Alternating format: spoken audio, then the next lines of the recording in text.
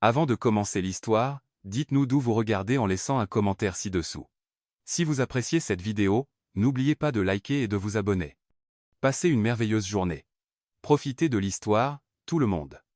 Maya se balançait devant l'évier, brandissant une louche à soupe comme une baguette de chef d'orchestre, tandis qu'une pièce de porcelaine japonaise très coûteuse lui servait de microphone improvisé. La jeune Guatémaltèque de 25 ans était complètement absorbée par l'instant, les yeux fermés, les écouteurs cachés sous ses longs cheveux noirs, totalement inconsciente d'être dans la cuisine la plus prestigieuse de Manhattan, en plein cœur de l'heure de pointe du dîner. « Et mon cœur va exploser », chantait-elle avec une telle passion que la tasse de thé glissa de ses doigts savonneux et vola dans les airs en un arc parfait. C'est exactement à ce moment que le destin, avec son étrange sens de l'humour, décida que c'était le moment idéal pour que James Carter, chef renommé et propriétaire d'Étoile, entre dans l'espace de service. La tasse, comme si elle avait une volonté propre, vola directement vers sa tête. Avec des réflexes dignes d'un ninja 3 étoiles Michelin, James l'esquiva, mais ce mouvement brusque le fit glisser sur une flaque d'eau et tomber à plat sur le dos, tandis que la tasse atterrissait parfaitement sur une pile de serviettes. « Sainte empanada !» cria Maya, arrachant ses écouteurs si vite que l'un d'eux pendait à son oreille comme une boucle d'oreille étrange. « Monsieur Carter, je ne voulais pas. Je ne vous avais pas vu. Oh non, j'ai tué le chef. » James, surnommé le lion de la gastronomie, un homme capable de faire pleurer des chefs primés d'un simple commentaire sur leur sauce, était maintenant étendu sur le sol mouillé de la cuisine, son uniforme blanc immaculé taché d'eau sale. Pour couronner le tout, un morceau d'épluchure de carotte avait atterri sur sa tête, comme un béret culinaire improvisé. « Dites-moi, Lopez, essayez-vous d'assassiner tous vos patrons, ou suis-je un cas particulier ?» demanda-t-il avec un calme surprenant. Toute la cuisine s'immobilisa. Les sous-chefs s'arrêtèrent leurs couteaux en l'air, le sommelier s'interrompit en plein versement, même la vapeur de la casserole sembla faire une pause. Maya, pâle comme une assiette propre, imaginait déjà son expulsion immédiate. « Vous connaissez mon nom » bégaya-t-elle. James retira l'épluchure de carotte de sa tête avec toute la dignité qu'il pouvait rassembler. « Je connais le nom de tous ceux qui travaillent dans ma cuisine, surtout ceux qui transforment mon espace de service en scène de Voice. » À l'horreur de tous les présents, qui s'attendaient à une exécution publique, James sourit et ajouta. « Au fait, j'aurais appuyé sur le buzzer doré. » Un sous-chef junior laissa tomber une pile d'assiettes, brisant le silence stupéfait. James se releva, redressa son uniforme trempé et pointa 2 cuisiniers. « Vous deux, nettoyez ce bazar. » Puis il se tourna vers Maya, qui tremblait comme une crêpe sur un fouet. « Et vous, Shakira Découvert, venez avec moi. »« Suis-je renvoyé ?» demanda Maya, imaginant déjà le discours qu'elle devrait tenir à la photo de sa tante Sophia. « Ça dépend de votre réponse à ma prochaine question, » répondit James, l'éloignant des oreilles indiscrètes. Maya déglutit difficilement. On aurait dit qu'elle avait avalé une cuillère à trous entière. James Sepencha, son regard intense. Qu'est-ce qui ne va pas avec ma sauce au canneberge? Je vous ai entendu fredonner quelque chose à propos de cette sauce à besoin de thérapie et de zeste de citron en lavant les casseroles? J'ai dit ça? Maya se couvrit le visage des mains. Mon cerveau et ma bouche ne sont pas exclusifs. Parfois, ils travaillent pour des entreprises différentes. James croisa les bras et attendit. D'accord, soupira Maya. C'est juste que la sauce est triste. Oui, triste, comme une telenovela guatémaltèque sans drame. Techniquement, elle est correcte, mais elle n'a pas d'âme. Il lui faut du zeste de citron grillé et une pointe de muscade. C'est comme un chanteur qui atteint toutes les notes mais n'émeut personne, vous savez? James ouvrit la bouche pour répondre, mais il fut interrompu par un tourbillon de longues jambes et de parfums italiens traversant la cuisine. Isabella Reed, sa fiancée et héritière d'une chaîne de restaurants rivales, s'arrêta net en voyant son fiancé trempé. « Mon Dieu, as-tu nagé dans la sauce ?» Ses yeux de chat tombèrent sur Maya, la scrutant de la tête aux pieds comme un ingrédient suspect. « Et qui est cette personne mouillée ?»« Notre experte en acoustique pour casserole, » répondit James avec un visage parfaitement impassible. « Lopez, ne vas-tu pas saluer ma fiancée ?» Maya tendit automatiquement sa main savonneuse, puis réalisa l'horreur et la retira rapidement, l'essuyant frénétiquement sur son tablier. « Enchanté de vous rencontrer, madame. Je suis Maya Lopez, la personne en charge du nettoyage des instruments culinaires après usage. » Elle fait la vaisselle, traduisit James, une lueur d'amusement dans les yeux. « Fascinant, » répondit Isabella avec toute l'excitation de quelqu'un trouvant un cafard dans son sac de créateur. « James, chéri, nous avons besoin de la caille maintenant, sauf si tu préfères que le maire utilise son pouvoir pour transformer ce restaurant en parking. » James hocha la tête, retrouvant son attitude professionnelle. La caille sera sur la table dans 5 minutes. Puis, se tournant vers Maya, il ajouta, Lopez, terminez votre symphonie aquatique et venez à mon poste. Je veux votre avis sur la sauce. Mon avis? Les yeux de Maya s'écarquillèrent, manquant de renverser une autre tasse. Mais je ne suis que la plongeuse. Oui, une plongeuse avec un sens du goût et du son exceptionnel, dit James en s'éloignant, ajoutant avec un petit sourire, et un sacré crochet du droit, à en juger par le vol de cette tasse. Alors que le chef disparaissait, Isabella resta en arrière, bloquant le chemin de Maya vers l'évier.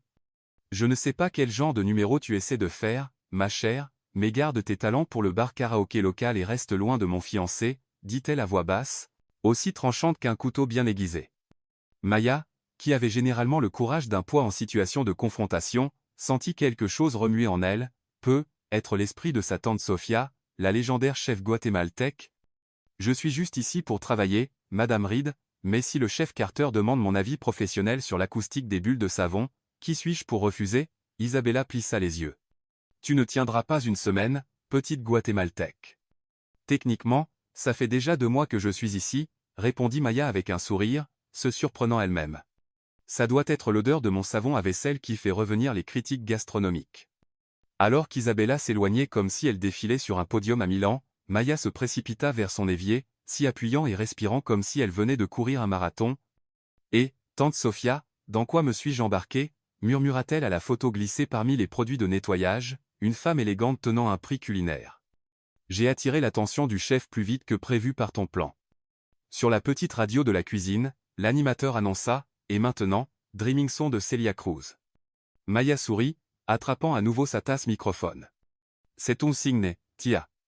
Nous nous rapprochons de la vérité sur ce qui s'est passé dans cette cuisine il y a 15 ans, et pour laver ton nom. De l'autre côté de la cuisine, James ajoutait du zeste de citron grillé et une pincée de muscade à sa sauce, essayant de ne pas sourire alors que la voix mélodieuse remplissait à nouveau l'arrière-salle. Il y avait quelque chose de rafraîchissant, presque magique, dans cette guatémaltèque maladroite et musicale. Ce qu'il ne savait pas, c'est que Maya Lopez n'était pas là juste pour laver la vaisselle et chanter, son véritable objectif à Étoile, il le découvrirait bien assez tôt. Étoile fonctionnait comme une horloge suisse après le dîner, chaque rouage tournant en parfaite harmonie. Les sous-chefs nettoyaient leur poste avec une précision chirurgicale, les assistants préparaient les ingrédients pour le lendemain, et Maya, eh bien, Maya était en pleine dispute intense avec une assiette particulièrement tenace. Tu penses gagner cette bataille, monsieur Tache de sauce séchée? J'ai combattu des sauces de tamales incrustées pendant 5 ans au Guatemala, tu n'es pas de taille pour ma brosse. Frottant vigoureusement tout en fredonnant une version inventée de la carcacha visant les taches tenaces, Maya ne réalisait pas qu'elle avait attiré un public d'un seul homme. James Carter observait, fasciné, alors que la timide plongeuse se transformait en une commandante féroce d'une mission anti-salissure. Il y avait quelque chose de magnétique en elle, comme si chaque mouvement faisait partie d'une routine parfaitement chorégraphiée. Je pense que vous avez vaincu cette assiette, Lopez, dit-il. Sainte Chimichanga. Maya sursauta, et l'assiette glissa de ses mains comme un frisbee couvert de savon, volant dans les airs en un arc parfait. James resta immobile, observant au ralenti. Ce qui suivit ressemblait à une scène d'un film catastrophe. L'assiette heurta une pile d'assiettes italiennes en édition limitée de la collection Bellagio, que James avait spécialement importée pour le dîner de charité de la semaine suivante. Le fracas qui suivit aurait pu être la bande-son d'une apocalypse culinaire. Maya se figea, son visage plus pâle que de la pâte à pâtisserie, ses yeux passant des visages horrifiés de ses collègues au sol, où environ $20 de porcelaine fine gisaient en morceaux. « Je suis morte », murmura-t-elle, imaginant déjà une vie de fugitive internationale, être en changeant son nom en Camilla et en vendant des empanadas sur une plage reculée des Caraïbes. La cuisine, habituellement un tourbillon de bruit, plongea dans un silence si profond qu'on aurait pu entendre tomber une truffe. Tous les regards allaient et venaient entre les morceaux brisés sur le sol et James, attendant l'explosion inévitable du lion de la gastronomie. Diego, le barman et meilleur ami de Maya, apparut à la porte de la cuisine, attiré par le bruit, et comprit immédiatement que la fin du monde était arrivée. « Oh là là » murmura-t-il, calculant mentalement combien il en coûterait pour soudoyer un officier d'immigration. James s'avança lentement vers Maya, contournant les éclats comme un prédateur tournant autour de sa proie, son visage d'un calme impossible, le genre de calme qui précède une tornade. « Lopez, s'il vous plaît, ne me faites pas expulser, supplia Maya, les yeux fermés. J'ai une tante qui a besoin de l'argent que je lui envoie et un perroquet très dépendant émotionnellement. James haussa un sourcil. Vous avez un perroquet? Non, mais je pourrais en adopter un pour rendre mon histoire plus touchante, répondit-elle automatiquement, puis se couvrit la bouche. Désolé, je dis des choses stupides quand je suis nerveuse. À la surprise de tous, et peut-être de toute l'industrie alimentaire de New York, James Carter fit quelque chose de totalement inattendu. Il rit, pas un petit rire poli, mais un rire profond et sincère qui fit vibrer les casseroles suspendues. Lopé, vous êtes une catastrophe naturelle, un ouragan en tablier. Vous n'allez pas me tuer avec ce couteau à sashimi du Japon. James secoua la tête, toujours souriant. Pour votre information, ce couteau est réservé aux poissons de haute classe. Ce serait du gâchis de l'utiliser sur des plongeuses. Puis, à l'étonnement de tous, il s'approcha d'une cuisinière à proximité, où une petite casserole était partiellement cachée derrière une planche à découper. « Qu'est-ce que c'est » demanda-t-il en soulevant le couvercle. Maya souhaita pouvoir se téléporter n'importe où ailleurs, de préférence sur une autre planète, alors que James découvrait son expérience secrète. « C'est juste un petit test idiot, une sauce que j'essayais, déglutit-elle difficilement. Chez nous, on cuisine pour chasser la tristesse, et casser des assiettes coûteuses m'a apparemment rendu vraiment triste. James prit une cuillère et goûta la sauce, son visage se transformant en un masque professionnel impossible à déchiffrer. Toute la cuisine semblait retenir son souffle. « Qui vous a appris à faire ça » demanda-t-il enfin, d'une voix inhabituellement douce. « Ma tante Sophia » répondit Maya. Elle disait toujours. Une bonne sauce, c'est comme une bonne chanson. Elle a besoin d'harmonie, mais aussi d'une note surprenante qui donne envie d'en avoir plus. Une étrange ombre traversa le visage de James, quelque chose entre reconnaissance et confusion. Cette saveur, elle m'est familière. Le cœur de Maya fit un bond. Il l'a reconnue, pensa-t-elle, essayant de garder un visage neutre. Peut-être parce que j'ai utilisé des ingrédients de votre restaurant, lâcha-t-elle, puis trébucha sur ces mots. Je veux dire, pas voler, emprunter, de façon permanente, je veux dire, temporaire. Je rendrai tout le cumin que j'ai pris. James revint au moment présent, regardant la porcelaine brisée puis Maya. Je devrais vous renvoyer, dit-il, la faisant visiblement se recroqueviller. Je devrais vous faire payer cette porcelaine, ce qui prendrait environ 40 ans de vaisselle. Les autres membres du personnel échangèrent des regards compatissants. Diego sortait déjà discrètement de l'argent de sa poche, planifiant une collecte pour aider son ami à s'échapper. Mais je ne ferai pas ça. Toute la cuisine laissa échapper un soupir audible. Vous ne le ferez pas ? demanda Maya, confuse. Non, je vous promets. Le silence qui suivit était si lourd qu'il aurait pu être tranché, servi et mérité une étoile Michelin. Promu ? répéta Maya, comme si le mot était dans une langue étrangère. Assistante de cuisine, annonça-t-il, comme si c'était la chose la plus naturelle au monde de promouvoir quelqu'un qui venait de détruire une fortune en porcelaine fine. À partir de demain, nous avons besoin de quelqu'un avec votre goût unique et votre sens musical. Pierre, le sous-chef français, laissa tomber sa spatule sous le choc. Mais chef, elle n'a même pas de formation officielle. Et vous avez 4 diplômes et vous faites toujours un soufflet qui pleure en quittant le four, répondit James froidement. Parfois, ce dont nous avons besoin, c'est moins de technique et plus de cœur. Il se tourna vers Maya. Assistante de cuisine, vous travaillerez directement avec moi. Double de votre salaire actuel. Maya ouvrit et ferma la bouche plusieurs fois, comme un poisson très confus. Mais pourquoi ? James pointa la sauce. Parce que quiconque peut faire une sauce comme celle-là mérite mieux que de récurer les assiettes des autres, et parce que, il fit une pause, comme s'il essayait de résoudre un puzzle, il y a quelque chose dans cette sauce qui me rappelle quelque chose d'important que j'ai oublié. Dans un coin de la cuisine, Diego observait tout avec des yeux plissés. Il s'approcha de Maya alors que James s'éloignait pour donner des instructions sur le nettoyage des morceaux brisés. C'est vraiment bizarre, mon ami.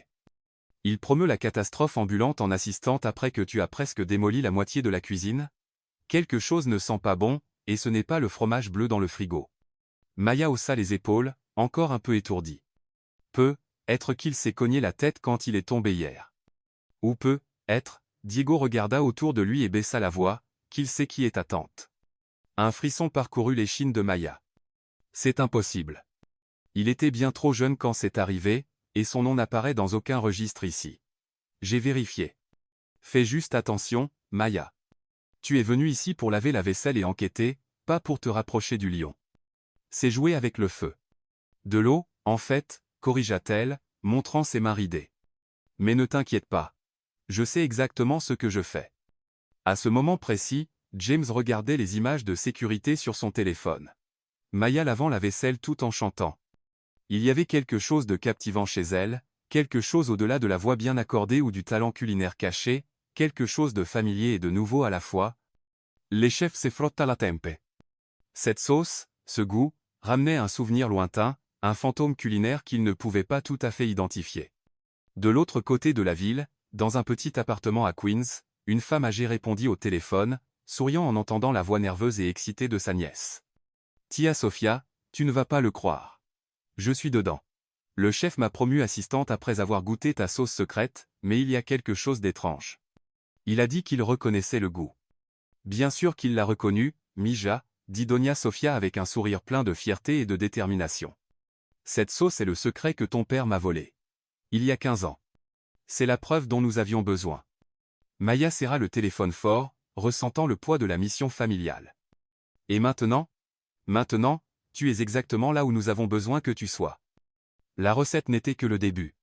Le véritable trésor est caché dans son bureau, un document qui prouve tout. Maya déglutit difficilement. J'ai peur. Tante. N'aie pas peur. Tu as la meilleure arme. Il ne peut pas détourner les yeux de toi quand tu chantes.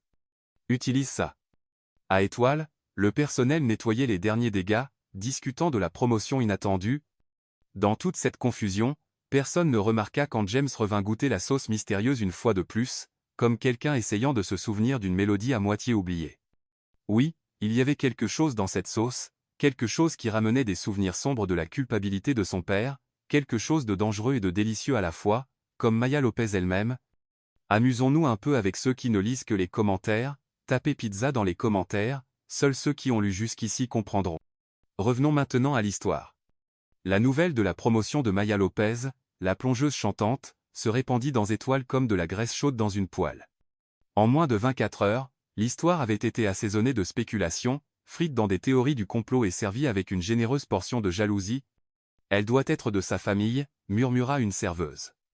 J'ai entendu qu'elle peut hypnotiser les gens avec sa voix, théorisa un sous-chef. Elle a probablement des photos compromettantes du chef avec une spatule, suggéra Pierre, encore incrédule. La vérité, cependant, était bien plus compliquée. Lors de son premier jour officiel en tant qu'assistante de cuisine, attention au jaune. Cria James, horrifié, en voyant Maya essayer de séparer un œuf avec toute la finesse d'un torero manipulant de la dynamite. Le jaune éclata dans ses mains tremblantes, coulant entre ses doigts comme une petite catastrophe dorée. Ça compte comme une omelette déconstruite? Demanda-t-elle avec un sourire plein d'espoir. James prit une profonde inspiration, ce qu'il avait fait environ 47 fois au cours des 2 dernières heures. Lopez, il faut être doux avec l'œuf. Ce n'est pas votre ennemi personnel. Désolé, chef, c'est juste que je suis nerveuse. Mes mains sont habituées aux éponges, pas aux choses vivantes. Les œufs ne sont pas vivants, Lopez, dit-il. Oh, Maya sembla véritablement soulagée. Ça facilite les choses. Je pensais que je commettais un meurtre culinaire. James se frotta les tempes, se demandant brièvement si sa décision impulsive ruinerait le restaurant avant la fin de la semaine. Mais alors, quelque chose d'inattendu se produisit. Maya commença à fredonner doucement en réessayant, une mélodie douce qui semblait calmer non seulement elle, mais toute la cuisine. Ses mouvements devinrent plus fluides, presque comme une danse gracieuse. « Allez, petit, n'aie pas peur de moi », murmura-t-elle à l'œuf, comme si elle le charmait. Avec une précision surprenante, elle le cassa sur le bord du bol et sépara parfaitement le blanc du jaune sans briser la membrane délicate. James observa la transformation, complètement fasciné. « Comment avez-vous fait ça ?» Maya haussa les épaules, l'air tout aussi surprise que lui. Je lui ai chanté. Ma tante disait toujours. La nourriture a une âme, et elle répond à la musique, comme les plantes, tu sais, seulement plus vite et plus savoureux. Le chef fronça les sourcils, un vague souvenir essayant de faire surface dans son esprit.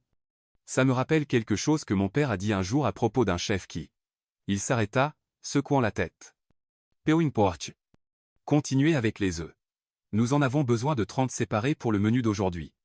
La matinée passa dans une série de catastrophes culinaires suivies de moments de brillance inattendus. Maya renversa du bouillon de légumes dans ses chaussures, se coupa 3 fois rien de grave, cassa un fouet métallique, et faillit transformer de la crème en beurre en la battant trop. Mais elle réalisa aussi une julienne parfaite en fredonnant la bamba, assaisonna une sauce aux champignons avec la précision d'un horloger suisse, et, à la surprise de tous, calma une dispute entre deux sous-chefs simplement en improvisant une chanson amusante à leur sujet. C'est comme regarder un accident de voiture qui se transforme en œuvre d'art, dit Diego, qui s'était aventuré dans la cuisine pour prendre des citrons, son excuse officielle pour vérifier si son ami était encore en vie. C'est une catastrophe ambulante avec des éclairs de génie, répondit James, observant Maya de l'autre côté de la cuisine alors qu'elle discutait joyeusement avec un oignon avant de le trancher. Je n'ai jamais rien vu de tel. Diego plissa les yeux, remarquant la façon dont le chef regardait son ami. Vous savez, chef, elle peut sembler étrange, mais elle a un grand cœur et une histoire triste. Orpheline, élevée par une tante qui était chef et a tout perdu. Tout perdu? Comment? Diego se mordit la langue, réalisant qu'il en avait trop dit. Oh, vous savez, la vie d'immigré, le rêve américain qui se transforme en cauchemar américain, le classique. James sembla vouloir poser plus de questions, mais le bruit croissant de talons aiguilles frappant le sol de la cuisine l'interrompit, comme de petits marteaux annonçant l'apocalypse. Isabella Reed entra dans la cuisine comme un vent arctique, laissant tout le monde légèrement gelé sur son passage. Sa robe rouge ressemblait à une déclaration de guerre parmi les uniformes blancs. « James, chérie, je suis venu te chercher pour le déjeuner avec les investisseurs de... » Elle s'arrêta lorsqu'elle vit Maya, tenant maintenant un couteau bien trop grand pour ses petites mains. « Qu'est-ce que cette plongeuse fait avec ce couteau?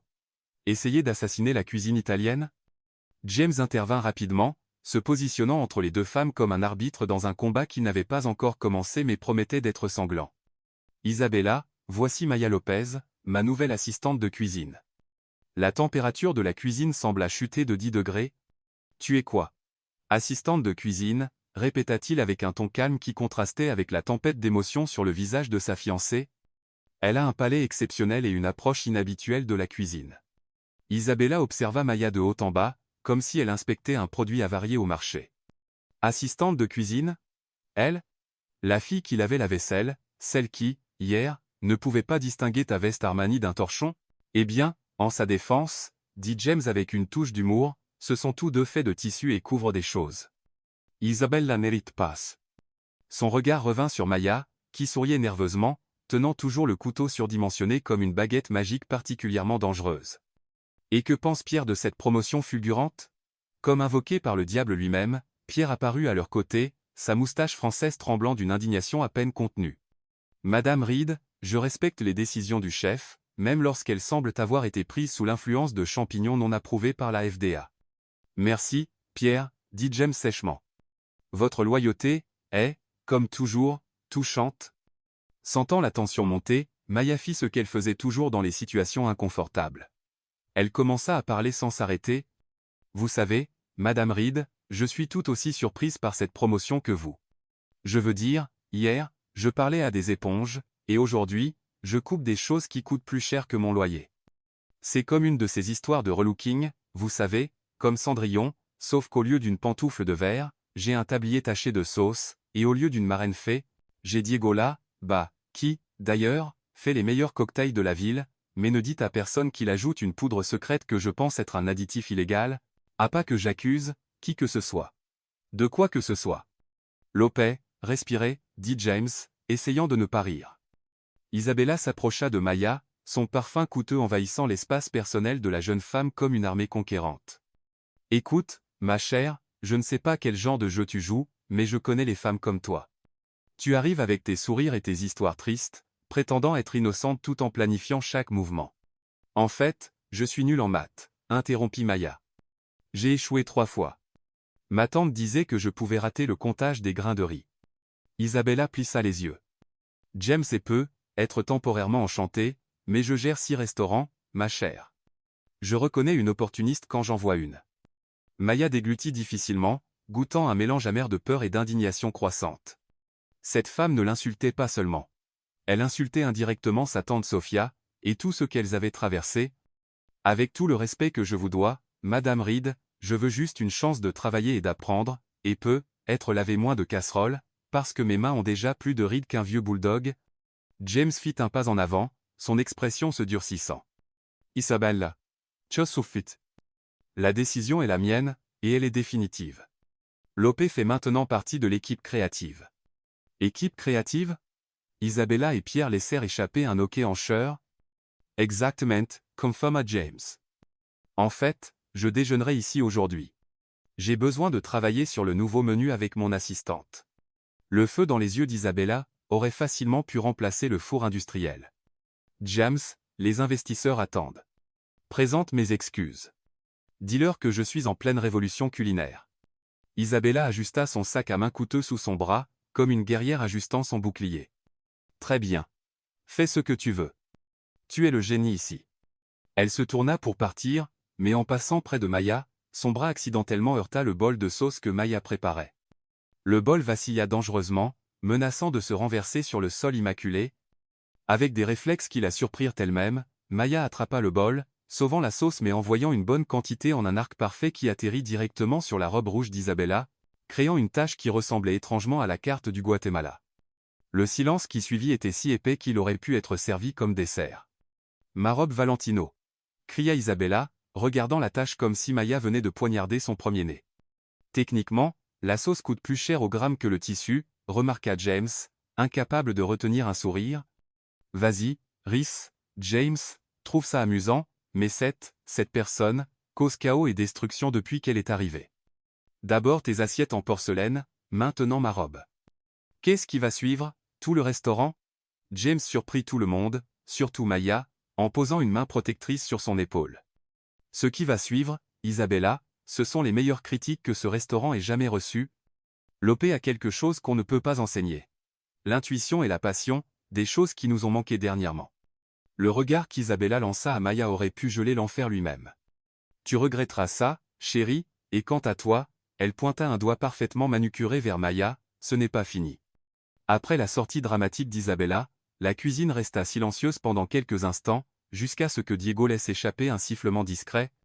Waouh, Maya, tu viens de te faire une ennemie plus venimeuse qu'un poisson globe. Maya s'appuya sur le comptoir, soudain pâle. Elle va me tuer, n'est-ce pas? Avec ses talons aiguilles, elle va me transformer en ragoût humain. Personne ne transforme personne en ragoût, répondit James, bien qu'il ne semblât pas totalement convaincu. Pas dans ma cuisine, en tout cas. Trop de paperasse après. Maya le regarda, sincèrement confuse.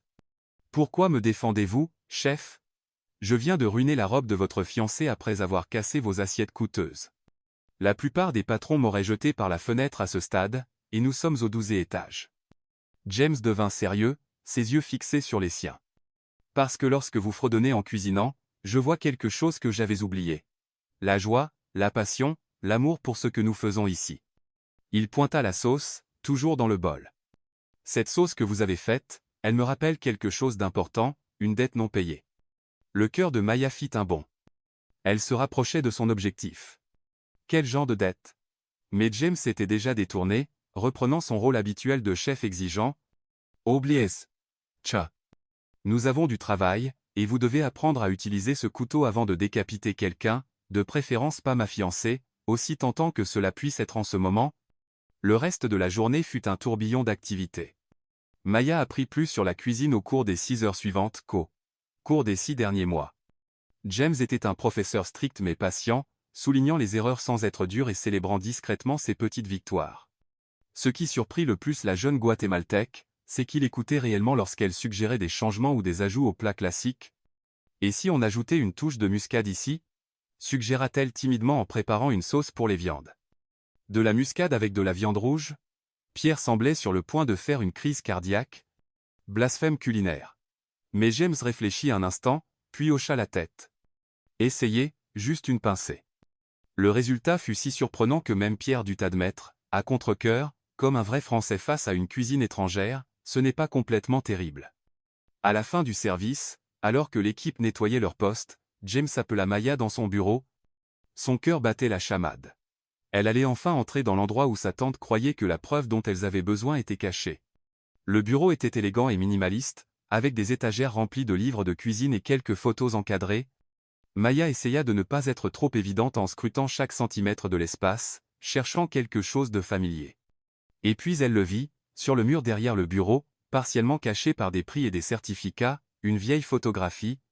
Dessus, un homme plus âgé qui ressemblait beaucoup à James, visiblement son père, souriait à côté d'une chef guatémaltèque d'âge moyen, sa tante Sofia. Maya ne put retenir un hoquet. Connaissez-vous cette femme? Demanda James, remarquant sa réaction. Elle se détourna, essayant de cacher ses émotions. Non, elle ressemble juste à quelqu'un que j'ai vu avant. James regarda la photo. C'était une chef qui travaillait pour mon père, brièvement, avant que cet endroit ne devienne étoile. Elena ou Sophie, quelque chose comme ça. Je crois qu'elle est retournée au Guatemala. Et pourquoi garder sa photo? James fronça les sourcils, comme s'il se posait la même question. Mon père l'a gardée. Après son décès, j'ai juste laissé tout comme c'était.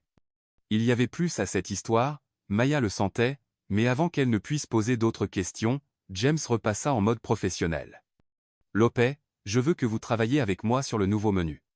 Nous avons besoin d'idées fraîches, de saveurs surprenantes, quelque chose qui distingue Étoile.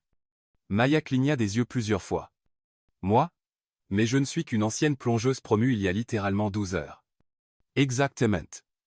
Vous n'êtes pas figé dans de vieilles habitudes. Vous n'avez pas peur de mélanger l'inattendu, il fit une pause, comme votre tante le faisait. Maya se fijea.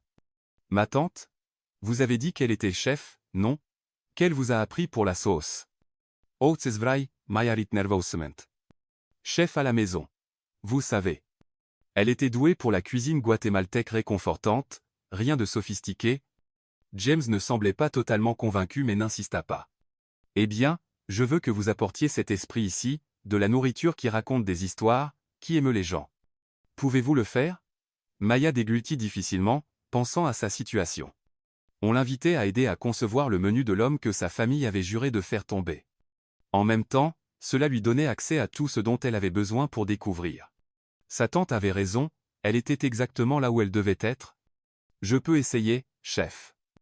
James sourit, et pour la première fois, Maya vit quelque chose de véritablement gentil chez l'homme que tout le monde craignait.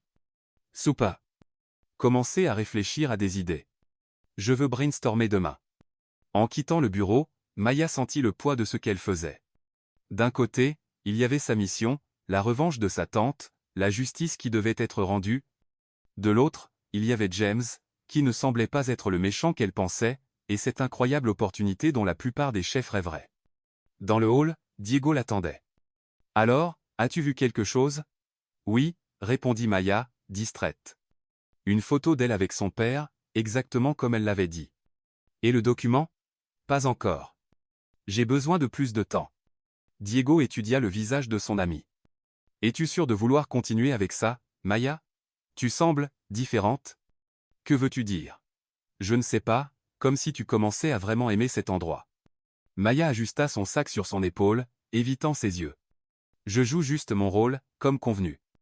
Rien n'a changé. » Mais quelque chose avait changé, et alors qu'ils rentraient chez eux dans le crépuscule new-yorkais, Maya ne pouvait s'empêcher de penser à l'expression de James lorsqu'il avait goûté sa sauce, à la manière dont il l'avait défendue, face à Isabella, à la confiance qu'il lui accordait. Pour la première fois depuis son arrivée à Étoile, Maya Lopez se demanda si elle était du bon côté de cette histoire. De l'autre côté de la ville, James Carter fixait la vieille photographie dans son bureau, une question grandissant dans son esprit. Il y avait quelque chose de familier chez la nouvelle assistante, quelque chose dans ses yeux, dans sa façon de parler de la nourriture, quelque chose qui déclenchait un souvenir lointain. Pendant ce temps, dans son appartement de luxe, Isabella Reed recevait un message de son détective privé avec toutes les informations sur Maya Lopez Martinez et sa tante Sofia. Un sourire malicieux se forma sur ses lèvres parfaites alors qu'elle tapait un message à Victor Steele. « J'ai ce dont tu as besoin sur la fille. Il est temps de finir ce que tu as commencé, il y a 15 ans. » Étoile après les heures de service était un endroit complètement différent. Sans l'afflux de commandes, le cliquetis des assiettes et la pression des clients exigeants, la cuisine semblait presque un temple abandonné, ses surfaces en acier inoxydable brillant doucement sous les lumières de secours. Maya Lopez vérifia l'heure. 23h47. Le gardien de nuit ferait sa ronde en bas, et elle avait exactement 18 minutes pour explorer le bureau de James sans interruption. C'est de la folie, murmura-t-elle en entrant le code qu'elle avait discrètement observé James utiliser plus tôt. S'introduire, espionner, et peut être une infraction fédérale, tout ça en un mardi soir. Tante Sofia me doit beaucoup de tamal après ça. La porte du bureau s'ouvrit avec à peine un bruit, et Maya se glissa à l'intérieur comme un chat effrayé. Elle n'alluma que la petite lampe de bureau, projetant un cercle de lumière dorée qui atteignait à peine la moitié de la pièce. D'accord, document important, Montre-toi, murmura-t-elle, scrutant les étagères et les tiroirs. Si j'étais un dossier secret volant des recettes à des chefs guatémaltèques talentueux, où me cacherais-je? Elle commença à fouiller méthodiquement les tiroirs du bureau. Le premier ne contenait que des fournitures de bureau, organisées avec une minutie presque obsessionnelle. Le deuxième, des brouillons de menus et des notes sur les fournisseurs. Pour quelqu'un connu pour sa créativité chaotique, cet homme est agaçant d'organisation, marmonna-t-elle, ouvrant le troisième tiroir. Là, elle trouva une collection de coupures de journaux, soigneusement conservées dans des pochettes plastiques. La plupart concernaient Étoile et son succès, mais une en particulier attira son attention. C'était une petite note en espagnol d'un journal guatémaltèque, annonçant la fermeture du restaurant Sabor de Casa à New York il y a 15 ans, le restaurant de sa tante Sofia. Le cœur de Maya fit un bond. Pourquoi James garderait-il ça? Elle continua à chercher, de plus en plus anxieuse à chaque seconde. Puis elle remarqua un vieux livre de cuisine sur l'étagère du haut avec une couverture rouge usée et le titre secret de la famille Carter en lettres dorées. Bingo, murmura-t-elle, se hissant sur la pointe des pieds pour l'atteindre. Le livre était plus lourd qu'il n'y paraissait, et Maya faillit le laisser tomber lorsqu'elle le libéra enfin. Elle l'ouvrit avec des doigts tremblants, feuilletant soigneusement les pages jaunies. Ce qu'elle trouva fit s'arrêter son cœur. Il y avait des recettes que sa tante avait décrites en détail. La sauce au canneberge et à la muscade qui était devenue la signature du restaurant, la technique de marinade pour les viandes qui avait rendu James célèbre, le soufflé épicé qui avait remporté 3 prix internationaux, chacune signée non pas par William Carter, le père de James, mais par Sofia Martinez, sa tante. Et sur la dernière page, presque comme une insulte finale, une note manuscrite de William. Souviens-toi, James, cuisiner, c'est du business. Les sentiments ne remplissent pas les restaurants. Ce qui compte, c'est qui reçoit le crédit, pas qui l'a inventé en premier. Construis ton empire avec ce que nous avons. Ne t'inquiète pas du passé. Maya sentit, son estomac se retourner. Donc, c'était vrai, murmura-t-elle, ressentant un mélange de triomphe et de nausée. Il a vraiment tout volé. Elle était si concentrée sur la découverte qu'elle n'entendit pas les pas qui approchaient ni ne remarqua lorsque la porte du bureau s'ouvrit doucement. Trouver quelque chose d'intéressant? Maya laissa échapper un hoquet étouffé, laissant tomber le livre avec un bruit sourd. James Carter s'appuyait contre le chambranle de la porte, ses yeux fixés sur elle comme un prédateur observant sa proie. « Chef, je faisais juste. » Maya regarda frénétiquement autour d'elle, comme si l'univers pouvait lui fournir une bonne excuse pour s'introduire dans son bureau juste avant minuit. « Fouiner dans mon bureau et regarder mes affaires ?» termina-t-il pour elle, sa voix dangereusement calme. « Vous cherchez des recettes de sauce ?» dit-elle avec un sourire si forcé qu'un enfant de 5 ans aurait pu le percer à jour. « Vous savez comment c'est, une insomnie culinaire aiguë, un problème très courant au Guatemala. » James entra dans la pièce et ferma la porte derrière lui. Au lieu d'appeler la sécurité ou de crier, comme Maya s'y attendait, il se contenta de se baisser et de ramasser le livre tombé. « Vous savez ce qui est drôle, Lopez, dit-il, feuilletant le livre comme s'il lui était familier. Je pensais que c'était une coïncidence, votre accent, la façon dont vous chantez en cuisinant, votre instinct avec les épices. Mais ce n'est pas une coïncidence, n'est-ce pas? » Maya sentit son sang se glacer. « Je ne sais pas de quoi vous parlez. » James ouvrit le livre à une page spécifique, une vieille photo montrant sa tante Sofia, beaucoup plus jeune, tenant un bébé avec une petite fille à ses côtés. « C'est vous, n'est-ce pas, avec votre tante? » Le silence qui suivit était aussi lourd qu'une poêle en fonte. « Comment l'avez-vous découvert? » demanda finalement Maya, réalisant qu'il était inutile de nier. « Je n'ai pas encore tout compris, » dit-il, s'asseyant dans le fauteuil. « J'avais des soupçons, mais vous venez de les confirmer. Ce que je ne comprends pas, c'est pourquoi. Pourquoi la nièce de Sofia Martinez laverait-elle la vaisselle dans mon restaurant? » Ce fut comme si un barrage se rompait à l'intérieur de Maya. 15 ans de douleur. À regarder sa tante tout perdre. À entendre des histoires sur la façon dont la famille Carter n'avait pas seulement volé ses recettes mais ses rêves, jaillir. Parce que votre père a tout volé d'elle. Chaque recette qui a rendu cet endroit célèbre. Il l'a expulsée de son propre restaurant et a menacé de la faire expulser si elle essayait de se battre pour ce qui lui appartenait de droit. Les mots débordèrent d'elle comme de l'eau bouillante. C'était une chef brillante, mais parce qu'elle était une femme immigrée, personne ne l'a crue quand elle a essayé de dire la vérité. James ne semblait pas en colère, juste profondément fatigué. « Maya, puis-je vous appeler Maya maintenant que nous ne prétendons plus ?» Il n'attendit pas de réponse. « J'étais juste un adolescent, quand tout cela est arrivé.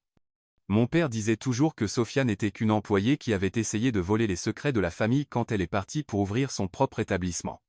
Ce n'est pas vrai. C'était l'inverse. James leva les mains en signe de reddition. Je commence à le réaliser, mais vous devez comprendre. J'ai grandi en croyant sa version. Ce n'est que récemment, après son décès et quand j'ai trouvé ce livre, que j'ai commencé à avoir des doutes. Cela prit Maya au dépourvu. Des doutes? Pourquoi un livre de recettes familiales porterait-il le nom de Sofia Martinez sur presque tous les plats? Pourquoi mon père garderait-il une coupure de journal sur la fermeture de son restaurant? James passa une main dans ses cheveux, frustré. C'est là que j'ai commencé à remettre en question l'histoire qu'il m'avait racontée. Maya le fixa, essayant de traiter ce qu'elle entendait. Donc, vous ne saviez pas? Pas avec certitude. Pas jusqu'à ce que vous apparaissiez et commenciez à cuisiner comme si l'esprit de Sofia Martinez avait pris possession de la cuisine. Il sourit presque. Cette sauce que vous avez faite le premier jour, je l'ai reconnue tout de suite. C'était la préférée de mon père. Mais il n'a jamais pu la reproduire correctement, peu importe à quel point il essayait. Maya se sentait déchirée, partagée entre sa loyauté envers sa tante et la confusion suscitée par l'honnêteté de James. Il semblait sincèrement troublé par ce qu'il avait découvert. Que vais-je faire de moi maintenant? Appeler la police? Me faire expulser, comme votre père a menacé de le faire à ma tante? James secoua lentement la tête. Je ne ferai rien de tout ça. Il hésita, comme s'il pesait quelque chose d'important. En fait, je pense que nous devons parler à votre tante. Quoi? Je veux entendre sa version de l'histoire directement, et je veux découvrir ce qui s'est vraiment passé entre elle et mon père. Maya était sur le point de répondre lorsque le bruit de pas dans le couloir les interrompit. Ils se figèrent tous deux, fixant la porte. Vite, derrière la bibliothèque, murmura James, la guidant doucement vers un coin sombre du bureau. La porte s'ouvrit brusquement, et une Isabelle aride visiblement irritée entra. James, que fais-tu ici si tard? Ses yeux scrutèrent la pièce, suspicieux. Et pourquoi as-tu ce vieux livre? Je n'arrivais pas à dormir. Je pensais revoir quelques vieilles recettes, répondit-il calmement. Et toi? Je suis revenu pour mon bracelet. Je l'ai oublié plus tôt aujourd'hui, dit-elle, avançant plus loin dans la pièce, reniflant l'air comme un prédateur. J'ai cru entendre des voix. Parlais-tu à quelqu'un? Tu m'as probablement entendu au téléphone. Je laissais un message vocal à Pierre pour les préparatifs de demain. Isabella ne semblait pas convaincue. Elle s'approcha de la bibliothèque, dangereusement près de l'endroit où Maya était recroquevillée, essayant de se rendre invisible. Cet endroit semble différent. C'est le même bureau qu'il a toujours été, Isabella, dit James, se plaçant habilement entre elle et l'étagère. As-tu trouvé ton bracelet? Non, dit-elle, reculant à contre-cœur. Je l'ai être laissé dans la voiture. James hocha la tête et se dirigea vers la porte. Dans ce cas, allons-y. Il est tard, et nous avons tous les deux besoin de repos. En la conduisant dehors, il lança un dernier regard significatif vers le coin où Maya était cachée. 15 minutes plus tard, lorsqu'elle se sentit enfin en sécurité pour quitter le bureau, Maya trouva une note scotchée à l'intérieur de la poignée de la porte. La vérité est plus compliquée qu'il n'y paraît. Parlez à votre tante.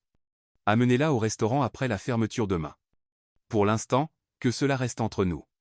Maya plia la note et la glissa dans sa poche, son cœur battant si fort qu'elle avait l'impression qu'il pourrait exploser de sa poitrine. Ce qui avait commencé comme un simple travail de plongeuse était maintenant devenu quelque chose de bien plus compliqué, et elle n'était pas sûre d'être prête pour ce qui allait suivre. Absolument pas. Plutot Mori. Pas même si des tamals commençaient à tomber du ciel. Tante Sofia croisa les bras, sa posture aussi ferme que ses mots. À 63 ans, Sofia Martinez avait encore la présence imposante qui avait fait d'elle une chef respectée avant que le scandale ne ruine sa carrière. Mais tante, c'est notre chance de tout prouver. Il veut entendre ta version de l'histoire. Pourquoi faire? Pour qu'il puisse se moquer de la vieille dame guatémaltèque une fois de plus. Sofia ajusta ses lunettes à monture rouge, ses yeux étincelants d'indignation. Les Carter se sont assez moqués de moi pour toute une vie. Maya soupira et s'assit à la petite table de la cuisine dans l'appartement qu'elle partageait. Sur le mur, des dizaines de coupures de journaux jaunis montraient Sofia dans ses jours de gloire, avant que William Carter ne détruise tout. James est différent. Il ne savait vraiment rien, ou du moins, il n'était pas sûr. Il a trouvé le livre de recettes avec ton nom, et maintenant il pose des questions. Sofia émit un bruit sceptique. Mija, tu es trop naïve. Bien sûr qu'il fait semblant. D'abord il te promeut, puis agit comme s'il était surpris en découvrant qui tu es. C'est tout un jeu pour te faire taire.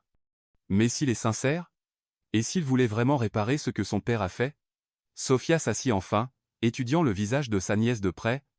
Maya Lopez Martinez, je connais ce regard. Tu ne cherches plus seulement la justice, n'est-ce pas? Maya détourna les yeux, soudain fascinée par les fissures dans la table en formica. Je ne sais pas de quoi tu parles. Tuesday Lames. Ce n'était pas une question. Le fils de l'homme qui a détruit nos vies? Je ne l'aime pas, protesta Maya, rougissant profondément. Je pense juste qu'il mérite une chance d'entendre la vérité. Sofia laissa échapper un long soupir. Mija, le cœur est un ingrédient dangereux dans n'importe quelle recette, surtout quand il est mélangé à la vengeance. Avant que Maya ne puisse répondre, son téléphone vibra. C'était un message de James, invitation officielle. Gala culinaire demain. Vous en tant que mon assistante. Tenue formelle. Important pour le restaurant. Dites oui. C'est lui? Demanda Sofia, remarquant le changement d'expression de sa nièce. Oui. Il veut que j'aille à un gala demain en tant qu'assistante officielle.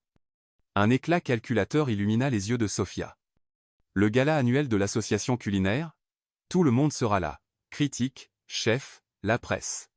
Maya hocha la tête. Tante, je pense qu'on devrait reconsidérer une rencontre avec lui.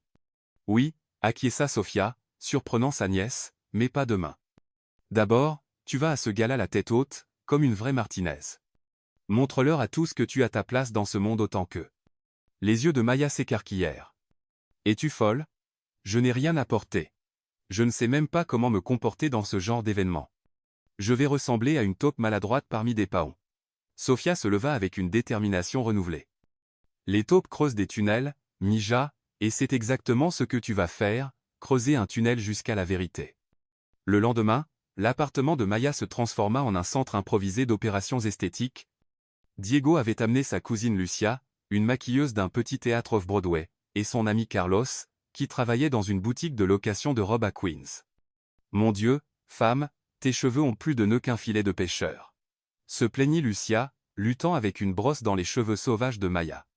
Lui as-tu dit que tu es allergique aux homards? Demanda Diego pour la 3e fois.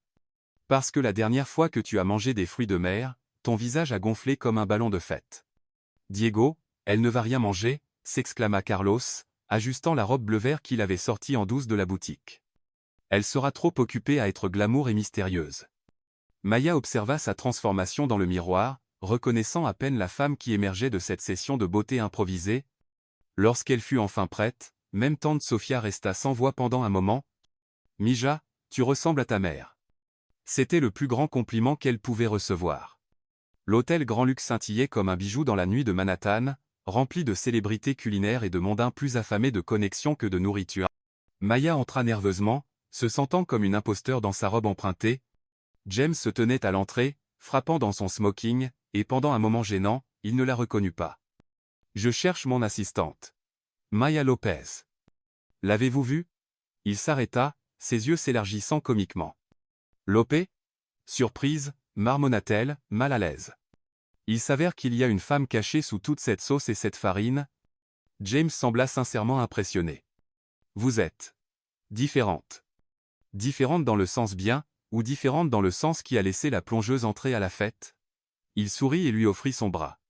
Différente dans le sens époustouflante. Maya rougit furieusement, remerciant silencieusement la généreuse couche de fond de teint appliquée par Lucia. La soirée se passait étonnamment bien. Maya découvrit que, malgré son manque de formation formelle, elle en savait plus sur la nourriture que beaucoup d'invités fortunés. Ses commentaires avisés sur les combinaisons de saveurs attirèrent même l'attention de quelques critiques. « Vous avez un palais remarquable », dit une femme plus âgée, que Maya apprit plus tard être Eleanor Stone, la critique gastronomique la plus redoutée de New York. « En fait, je viens de la station de plonge », répondit Maya honnêtement, faisant s'étouffer James avec son champagne. À la surprise des deux, Eleanor éclata de rire. « Délicieux.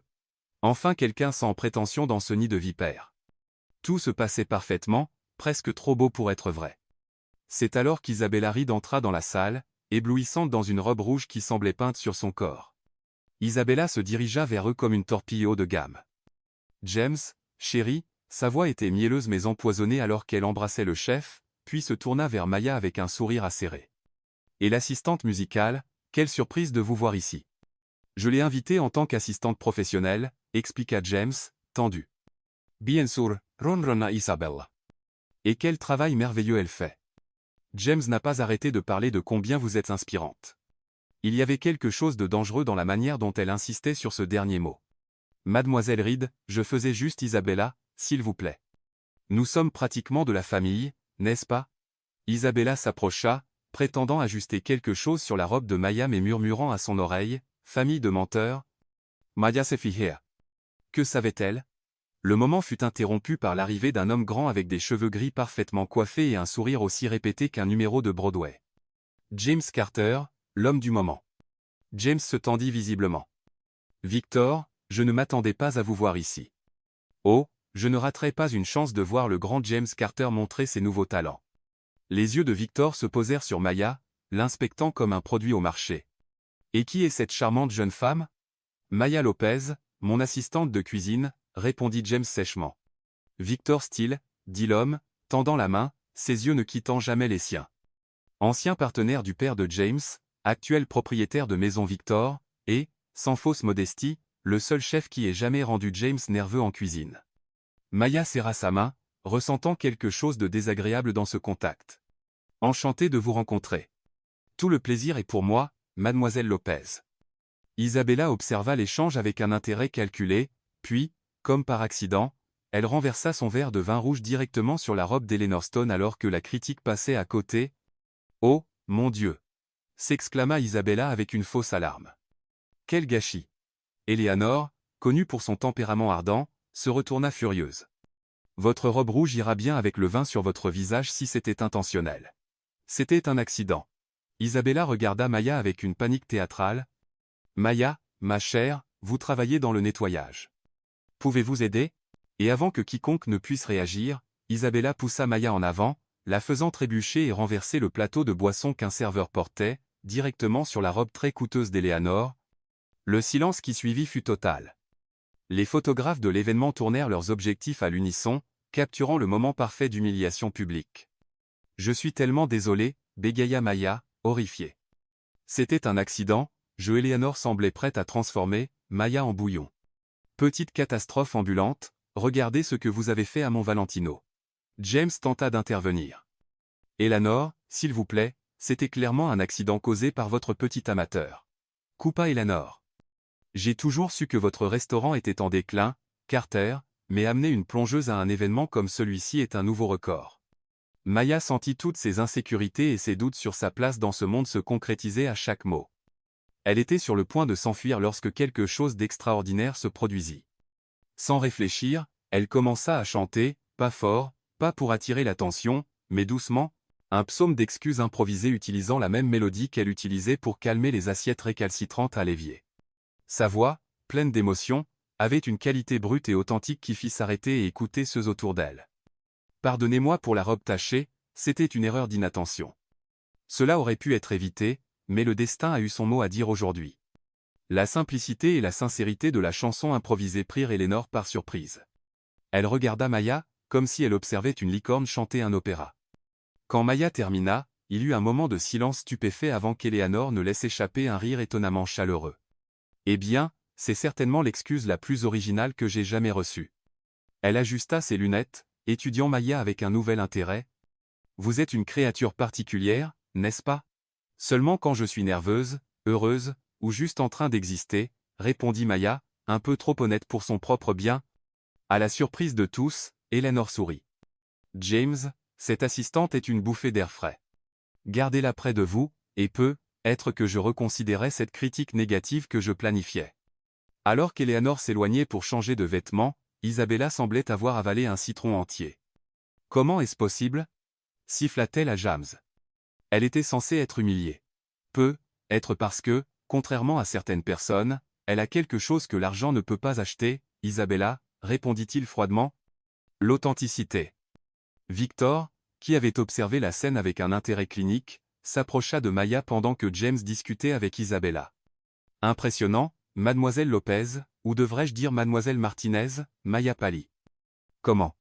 Je reconnais ce genre de talent, dit Victor avec un sourire qui n'atteignait pas ses yeux. J'ai travaillé avec votre tante Sophia, vous vous souvenez? Avant que William, disons, restructure l'entreprise. Vous connaissiez ma tante? Très bien. J'étais là quand tout est arrivé, dit-il à voix basse. Et je peux vous aider à prouver ce que William a fait. Maya sentit son cœur s'accélérer. Pourquoi? Pourquoi m'aideriez-vous? Disons simplement que j'ai aussi des comptes à régler avec les Carter. William m'a trahi, tout comme il a trahi votre tante. Il lui glissa discrètement une carte. Venez me voir demain. J'ai des documents que vous voudrez voir. Avant qu'elle ne puisse répondre, James réapparut à ses côtés, lançant un regard froid à Victor. J'espère que vous n'essayez pas de voler mon assistante, Victor. Le chef plus âgé sourit. Juste offrir d'autres opportunités. Tout le monde mérite de connaître ses options. Le reste de la soirée passa dans un flou. Maya réussit à s'en sortir sans autres incidents, mais elle pouvait sentir Victor l'observer, son regard plein de promesses non dites. Quand James la ramena chez elle dans sa voiture de luxe, le silence entre eux était chargé de questions qu'il ne posait pas. « Que voulait Victor » demanda-t-il enfin lorsqu'ils s'arrêtèrent devant l'immeuble modeste où vivait Maya. « Rien d'important, mentit Maya. »« Maya » James se tourna vers elle. « Victor n'est pas celui que vous pensez. Il était le partenaire de mon père et faisait partie de tous ses stratagèmes. Quoi qu'il ait promis. Il a dit qu'il avait des preuves, interrompit Maya. Des documents sur ce qui est arrivé à ma tante. » James ferma les yeux un instant. Bien sûr qu'il a dit ça. Il veut me faire du mal, et vous êtes le moyen parfait pour y parvenir. Ou est-il le seul prêt à dire la vérité, répondit Maya, sentant la confusion grandir en elle. Comment puis-je vous faire confiance, James? Votre père a ruiné la vie de ma tante. Il lui a tout volé. Et j'essaie de comprendre exactement ce qui s'est passé, sa frustration était évidente dans sa voix. Pourquoi pensez-vous que je veux parler à votre tante? Pourquoi pensez-vous que je vous ai gardé même en sachant que vous cachiez quelque chose, parce que je suis douée en cuisine? Dit-elle avec un sourire triste. Parce qu'il y a quelque chose en vous qui... Il fit une pause, cherchant clairement les bons mots. Quelque chose qui me donne envie d'être meilleur, de faire ce qui est juste. L'air à l'intérieur de la voiture semblait chargé. Maya se surprit à se pencher vers lui, comme si quelque chose d'invisible l'attirait plus près. James se pencha aussi, ses yeux fixés sur ses lèvres. Un coup sur la fenêtre les fit sursauter comme des adolescents pris par leurs parents. C'était Diego, tenant des sacs d'épicerie et arborant un sourire malicieux. « Est-ce que j'interromps quelque chose ?» Maya sortit de la voiture comme si elle était en feu, ses joues brûlantes. « Non, nous discutions juste de recettes. »« Merci pour le trajet. Chef ?» ?»« À demain. » Avant que James ne puisse répondre, elle était déjà à l'intérieur de l'immeuble, le laissant seul avec un sourire perplexe sur le visage. À l'intérieur de l'appartement, tante Sophia attendait anxieusement. « Alors, comment ça s'est passé ?» Maya s'effondra sur le canapé, retira les talons qu'il avait torturés et laissa échapper un long soupir. « J'ai rencontré Victor Steele. Il a dit qu'il avait des preuves. Il veut nous aider. » Sophia s'éteignit visiblement. « Victor? Ce serpent traître. » Elle secoua la tête fermement. « Ne lui fais pas confiance, Mija. Il est tout aussi coupable que William. » Mais tante, et s'il avait vraiment des documents? La seule chose que Victor a, c'est du poison, dit Sophia en s'asseyant à côté de sa nièce. Et je peux le voir dans tes yeux. Il y a plus. Qu'est-ce que tu ne me dis pas? Maya hésita. James veut me renvoyer, mentit-elle, pas prête à admettre les sentiments confus qu'elle commençait à avoir pour le fils de l'homme qui avait ruiné sa famille. Sophia hocha la tête, comme si elle confirmait quelque chose qu'elle soupçonnait déjà. Tu vois? Il a découvert qui tu es, et maintenant il veut se débarrasser de toi avant que tu ne trouves les preuves. Ou être veut-il vraiment réparer les choses, dit Maya, se surprenant elle-même. Et s'il n'était pas comme son père? Sophia étudia sa nièce pendant un long moment. Mija, es-tu en train de tomber amoureuse de lui? Non, protesta Maya automatiquement, mais même à ses propres oreilles, le déni semblait faible. Être juste un peu, comme une valeur de fourmi d'amour, pas un éléphant entier. Sophia laissa échapper un profond soupir.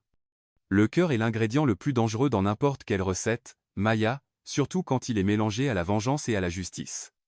Maya serra sa tante dans ses bras, ressentant le poids des choix qui l'attendaient. Que dois-je faire? Demain, va voir Victor. Découvre ce qu'il sait vraiment, dit Sophia après une longue pause. Mais ne lui fais pas totalement confiance. Et ensuite, être qu'il est temps que j'affronte un Carter à nouveau. De l'autre côté de la ville, James fixait une vieille photo dans son bureau, l'image de Sofia Martinez, souriant à côté de son père. Il ne l'avait jamais remarqué auparavant, mais il y avait quelque chose dans ses yeux qui lui rappelait Maya, le même mélange de feu et de gentillesse. Pendant ce temps, dans son appartement de luxe, Isabella Reed reçut un message de son détective privé avec toutes les informations sur Maya Lopez Martinez et sa tante Sofia. Un sourire malicieux se forma sur ses lèvres parfaites alors qu'elle tapait un message à Victor Steele, « J'ai ce dont tu as besoin sur la fille. Il est temps de finir ce que tu as commencé il y a 15 ans. » Le bureau de Victor Steele à Maison Victor était exactement ce que Maya attendait d'un homme comme lui, ostentatoire, froid et soigneusement impressionnant. Les prix étaient placés pour capter la lumière, des photos avec des célébrités couvraient un mur entier, et l'odeur de l'argent ancien se mêlait à un coûteux parfum italien. « Mademoiselle Martinez, ou préférez-vous Lopez ?» Victor désigna un fauteuil en cuir qui coûtait probablement plus cher que tout l'appartement de Maya. « Café ? Champagne ? Quelque chose de plus fort, peut être. Seule la vérité fera l'affaire, » répondit Maya, restant debout. « Vous avez dit que vous aviez des preuves sur ce qui est arrivé à ma tante. » Victor sourit, un geste qui n'atteignait jamais ses yeux. Droit au but. Jaimecha. Il ouvrit un tiroir et en sortit un vieux dossier. « Vous savez, j'étais là quand tout est arrivé. J'étais le partenaire de William Carter au début, avant qu'il ne me pousse dehors aussi. Donc, vous avez vu qu'il volait les recettes de ma tante ?» Victor fit une pause dramatique.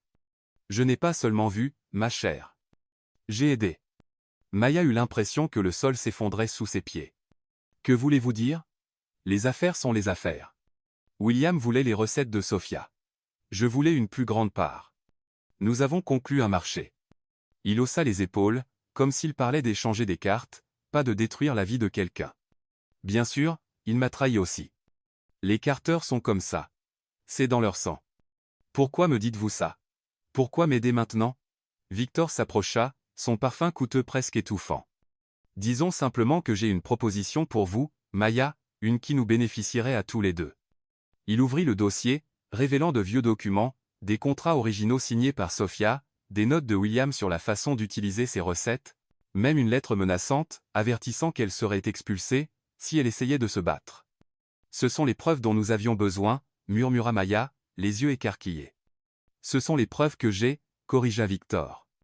Et je suis prêt à témoigner contre les Carter, à confirmer que James savait tout depuis le début, qu'il a poursuivi l'héritage sordide de son père de son plein gré. Mais ce n'est pas vrai. James ne savait pas. Victor haussa un sourcil. En êtes-vous sûr? Le fils qui travaillait avec son père depuis qu'il avait 6 ans, qui a tout hérité, qui a continué à utiliser les recettes même après que des rumeurs sur leur origine ont commencé? Vous êtes naïve, ma chère, ou amoureuse? Peut être les deux. Maya sentit son visage brûler. Quelle est votre proposition? Simple. Vous amenez votre tante Sofia à une conférence de presse que je vais organiser. Je présenterai les preuves, nous ruinerons James Carter, et étoile. Sofia obtiendra la reconnaissance qu'elle mérite, je me vengerai de William à travers son fils, et vous, eh bien, je vous offrirai un contrat comme chef principal dans mon restaurant. Tout le monde gagne, sauf James. Maya fit remarquer. C'est un Carter. Il mérite ce qui lui arrive. Quelque chose dans le ton froid de Victor lui donna un frisson dans le dos. Il y avait plus dans cette histoire, elle en était sûre. J'ai besoin d'y réfléchir, de parler à ma tante. Bien sûr, dit Victor en rangeant les documents. Mais ne prenez pas trop de temps. Cette offre a une date d'expiration. Quand Maya quitta le restaurant, son esprit tourbillonnait. Les documents semblaient réels, mais il y avait quelque chose de profondément troublant dans la proposition de Victor. Son téléphone sonna. C'était Diego. Où es-tu? Tu dois revenir au restaurant tout de suite. On a une catastrophe culinaire totale en cours. Que s'est-il passé? Isabella est là.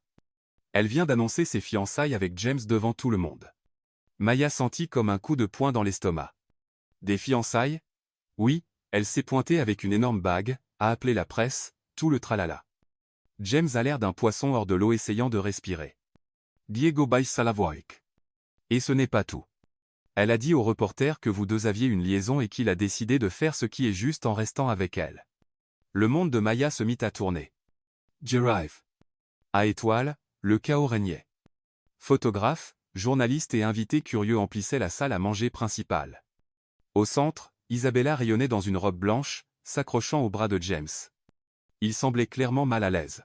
« Oh, la voilà !» s'exclama Isabella dès qu'elle vit Maya entrer. La merveilleuse assistante qui a aidé James à réaliser à quel point il m'aimait vraiment. Les flashs des appareils photo aveuglèrent Maya, un instant tandis que son cœur s'effondrait comme un soufflet raté. James croisa son regard une fraction de seconde, plein d'excuses silencieuses et de quelque chose d'autre qu'elle ne pouvait pas tout à fait déchiffrer. Amusons-nous un peu avec ceux qui ne lisent que les commentaires, tapez Coca-Cola dans les commentaires, seuls ceux qui sont arrivés jusqu'ici comprendront. Continuons maintenant l'histoire. C'est alors que Maya prit sa décision. Avec des mains tremblantes, elle tapa un message à Victor. « J'accepte votre offre. » Dévoilons tout. La pluie battait contre les fenêtres du petit appartement, comme si le ciel lui-même partageait la douleur de Maya. Assise à la table de la cuisine, elle fixait les documents que Victor lui avait donnés, étalés comme les pièces douloureuses d'un puzzle. « Tout est vrai », murmura tante Sophia, ajustant ses lunettes en examinant les papiers. Le contrat original, les notes de William, même la lettre de menace. « Donc, nous pouvons le prouver ?» demanda Maya, l'estomac noué par un mélange de triomphe et de tristesse. « Oui, nous pouvons le prouver », répondit Sophia gravement. « Mais la question est, devrions-nous le faire ?» Les yeux confus de Maya rencontrèrent ceux de sa tante. « Que veux-tu dire? N'est-ce pas pour ça que je suis venu à New York, pour laver ton nom ?» Sophia remua sur sa chaise, ses yeux fatigués fixés sur sa nièce. « Ma chérie, quand tu as commencé tout ça, c'était juste une histoire de méchants et de héros dans ton esprit, mais maintenant, je vois quelque chose de différent dans tes yeux quand tu parles de James Carter. » Maya détourna le regard, incapable de nier. « Peu importe ce que je ressens. Il va épouser Isabella. » Peut-être, Sophia posa sa main ridée sur celle de Maya, mais avant de détruire sa vie, nous devons être sûrs qu'il le mérite. Le téléphone de Maya vibra. C'était James. Nous devons parler. Ce n'est pas ce que ça semble être. Viens au restaurant après la fermeture. S'il te plaît. C'est lui, dit Maya, montrant le message à sa tante. Sophia hocha la tête pensivement. Vas-y. Prends les documents. Confronte-les directement. Et si c'est un piège? Alors Diego sera dehors, prêt à appeler l'immigration si nécessaire, répondit Sophia avec un sourire triste. Certaines vérités doivent être dites en face, Maya. 2 heures plus tard, Maya entra dans l'étoile silencieux et vide. Seule une lumière tamisée provenait de la cuisine principale. James était là, seul, hachant des légumes avec la précision d'un chirurgien. « Tu es venu ?» dit-il sans lever les yeux de la planche à découper. « Je suis là », répondit Maya, les documents dans son sac pesant comme des pierres. « Félicitations pour tes fiançailles. » James posa le couteau et la regarda enfin. « Ce n'était pas mon idée. Isabella a tout organisé et l'a annoncé sans me demander. Et cette énorme bague à son doigt? Un vieux cadeau. Elle en a fait une bague de fiançailles toute seule. » Il passa une main dans ses cheveux, visiblement frustré. « Maya, je ne vais pas l'épouser. » Quelque chose en Maya trembla, voulant croire. « Pourquoi m'as-tu demandé de venir ?» James s'approcha prudemment, comme on approche un animal effrayé. « Parce que j'ai trouvé quelque chose, à propos de mon père, de ta tante et de Victor Steele. » Maya sortit les documents de son sac et les étala sur le comptoir. « Ça ?» défia-t-elle. Les yeux de James s'écarquillèrent en reconnaissant les papiers. « Où as-tu eu ça? » Victor Steele. Il m'a tout raconté, comment il a aidé ton père à voler les recettes de ma tante, comment ils l'ont menacé et ont ruiné tout ce qu'elle avait construit. James prit un des documents, sa main tremblant légèrement. Il t'utilise, Maya. Victor est tout aussi coupable que mon père. Il l'a admis, contrairement à toi, qui continue de prétendre être innocente. L'explosion émotionnelle de Maya résonna dans la cuisine vide. James ne recula pas. J'étais juste un adolescent, quand tout ça est arrivé. Quand j'ai commencé à suspecter quelque chose, mon père était déjà malade, et quand j'ai trouvé le livre de recettes avec son nom, il était déjà décédé. Et pourtant, tu as continué à utiliser les recettes volées. Parce que je n'étais pas sûr. Sa voix s'éleva pour égaler la sienne. Pas avant que tu n'apparaisses avec ta voix, ton talent, ta façon d'être qui m'a fait tout remettre en question. Ils étaient proches maintenant, leur souffle se mêlant, des années de douleur et de secrets suspendus entre eux comme de la fumée. « Pourquoi devrais-je te croire ?» demanda Maya, sa voix à peine un murmure. James plongea son regard dans le sien. « Parce que j'ai trouvé ça. » Il tendit un dossier qui avait été caché sous les ustensiles de cuisine. À l'intérieur, un document révélait toute la vérité.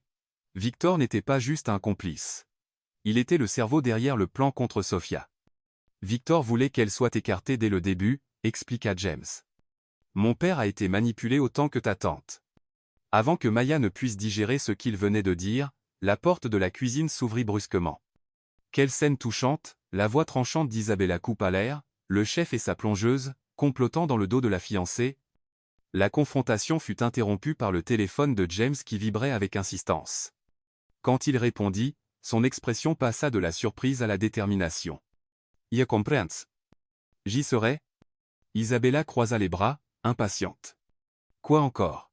Je viens d'être invité à Chef Duel, annonça James, une étincelle compétitive dans les yeux. Victor Steele m'a défié, en direct à la télévision, la semaine prochaine. Maya déglutit difficilement. Ce n'était pas une coïncidence. Il a tout planifié. James hocha la tête, rangeant rapidement les documents. Isabella, nous devons parler de ses fiançailles, mais ça devra attendre. J'ai une compétition à préparer. Tu ne peux pas être sérieux, protesta Isabella. Cette émission est regardée par des millions. Victor va t'humilier à la télévision nationale. Pas si je peux l'éviter. James se tourna vers Maya. J'ai besoin de ton aide. Moi ?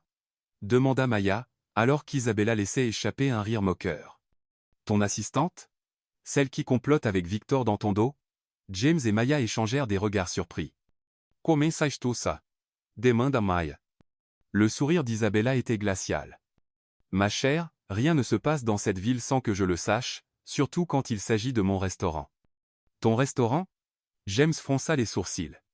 Le nôtre, évidemment, se corrigea rapidement Isabella. James, ne vois-tu pas ?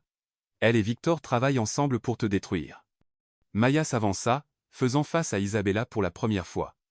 Vous êtes impliqués là, dedans aussi, n'est-ce pas ? Les accidents au gala, les fausses fiançailles, tout pour me discréditer. Les yeux d'Isabella brillèrent dangereusement. Prouve-le. James observa l'échange, les pièces du puzzle se mettant enfin en place. Peu-importe maintenant. Le défi a été lancé, et je vais l'accepter. Il regarda Maya. Avec ou sans ton aide. 3 jours passèrent. James se plongea dans la préparation de la compétition, tandis que Maya restait à l'écart du restaurant, déchirée entre ses loyautés. Dans son appartement, tante Sofia faisait ses valises. « Tu ne vas pas l'aider ?» demanda-t-elle, pliant soigneusement un tablier. « Comment le pourrais-je ? Après tout ce qui s'est passé ?» Maya s'arrêta en voyant l'expression de sa tante. « Qu'y a-t-il ? Ce document que James t'a montré, à propos de Victor étant le vrai méchant, le crois-tu ?» Maya hésita. « Oui, et ça me fait encore plus peur. » Sofia lui adressa un sourire doux. « Ma chérie, parfois la vengeance ne guérit pas les vieilles blessures. Elle n'en ouvre que de nouvelles. » Le téléphone sonna. C'était Diego. « Maya, James est dans tous ses états, dit-il. Isabella a tout saboté pour la compétition. Elle a échangé le sel avec du sucre, caché du matériel, c'est un cauchemar. Pourquoi me dis-tu ça ? Parce que, malgré tout, vous deux fonctionnez ensemble en cuisine comme des pâtes et de la sauce, tu sais ? Le jour de la compétition, les lumières du studio illuminèrent la scène où 2 chefs allaient s'affronter. Victor était déjà en place, souriant avec assurance aux caméras. James, en revanche, semblait épuisé, sans son équipe habituelle. L'animateur annonça les règles. Un menu complet inspiré par des traditions transcendant les frontières. Le thème secret, les origines. James regarda son poste vide, sans assistante en vue. « Où est votre équipe, chef Carter ?» railla Victor. Il m'a moi, la voix mélodieuse de Maya fit taire le studio. Elle marcha avec assurance vers James, portant un tablier propre et un regard déterminé. « Tu es venu » murmura-t-il, incrédule. « Il faut bien que quelqu'un t'empêche de mélanger le sel et le sucre, » répondit-elle avec un petit sourire. « Et puis, je connais quelques chansons qui pourraient t'aider avec l'assaisonnement. » En coulisses, Isabella observait furieusement, tandis que tante Sofia regardait tout avec une étincelle de fierté dans les yeux. La bataille culinaire qui déciderait de tant de destins était sur le point de commencer. Le studio bourdonnait d'une énergie électrique, les caméras glissant silencieusement, capturant chaque mouvement, chaque goutte de sueur, chaque regard tendu. On aurait dit une bataille entre des gladiateurs modernes, mais avec des couteaux de chef et des ingrédients gastronomiques comme armes. « Concurrents, préparez-vous », annonça l'animateur avec dramatisme. « Vous avez 90 minutes pour créer un menu complet qui représente les origines. Prêt? Cuisiner.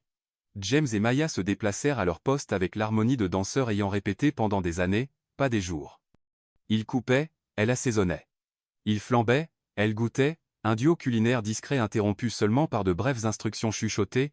« Je n'arrive pas à croire que tu sois venu », murmura James en filetant un bar avec une précision chirurgicale. « Moi non plus », admit Maya, ajoutant des herbes fraîches à un bouillon frémissant. Mais certaines vérités doivent éclater, et cette compétition semble être l'endroit parfait. De l'autre côté du studio, Victor dirigeait une équipe de 3 assistants comme un général en guerre, lançant des regards confiants aux caméras et des sourires arrogants vers l'équipe adverse. « Ils ont l'air perdus, non » dit-il assez fort pour que les micros le captent. Peut-être devrait-il demander à Sofia Martinez comment faire une vraie sauce guatémaltèque. Tout le studio sembla se figer une seconde. James et Maya échangèrent des regards alarmés. Victor jouait un jeu sale, essayant de tout révéler trop tôt.